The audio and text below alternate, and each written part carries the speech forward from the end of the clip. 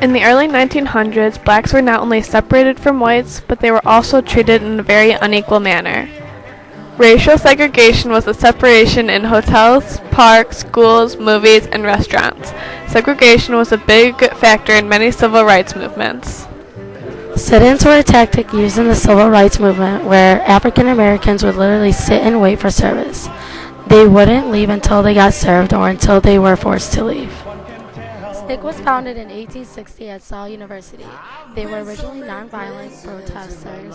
Sit-ins began when some of the SNCC students refused service at a lunch counter in Greensboro. This very sit-in attracted reporters and many other nonviolent protest organizations. Four students by the names of Jabril Kazan, Joseph McNeil, Franklin McCain, and David Richmond were students at North Carolina Agricultural and Technical College. They were planning to purchase a few items at World War store in Greensboro. They sat down at the lunch counter for whites.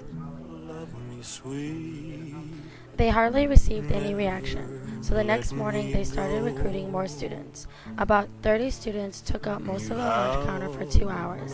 They attracted the attention of local reporters, and the next day they filled 66 places at the lunch counter. It got so crowded that the manager temporarily closed the store.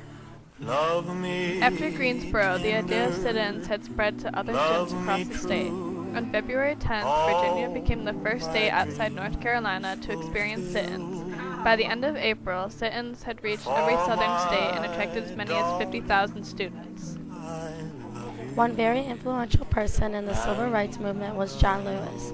He was a SNCC leader and was recognized by most people as one of the most important leaders of the civil rights movement as a whole. He was organized in sit-ins at segregated lunch counters in Nashville. Sit-ins took a lot of time off protesters, and sometimes the protesters were never served. Time wasn't the biggest issue during sit-ins. Some were arrested, beaten, and kicked out. The basic idea of sit-ins was that it was an all non-violent organizations like SNCC used this idea to portray peace and equality. Most sit-ins end up being very successful, and blacks started to get served more frequently. In some southern cities, they continued until the passage of the Civil Rights Act of 1964 over the course of sit-in movements. More than 78 cities participated.